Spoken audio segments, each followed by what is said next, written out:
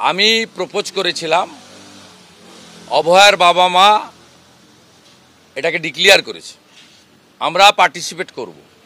আমি তো পার্টিসিপেট করব এবং আমি অর্গানাইজ করব যাতে হাজার হাজার লোক আসে, এবং আমি ধর্মতলা থেকে হাঁটা শুরু করব ওনার বাবা মাকে সাথে নিয়ে। ওনাদের কত জল কামান টিয়ার গ্যাস আছে সেদিন দেখব। আমি রাখি বন্ধন 7টার মধ্যে হয়ে যাবে, আর নবান্ন অভিযান বেলা 12টার পরে হবে।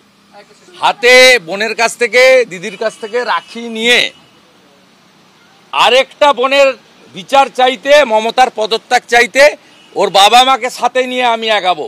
পারলে আটকান।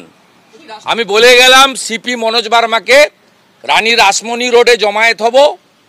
উনার পিতৃদেব মাতৃদেব কালকে বলেছেন আমরা থাকবো, আমি সঙ্গে থাকবো। এইখান থেকে বড় মিছিল যাবে, সাঁতরাগাছি থেকে আরও একটা বড় মিছিল আসবে।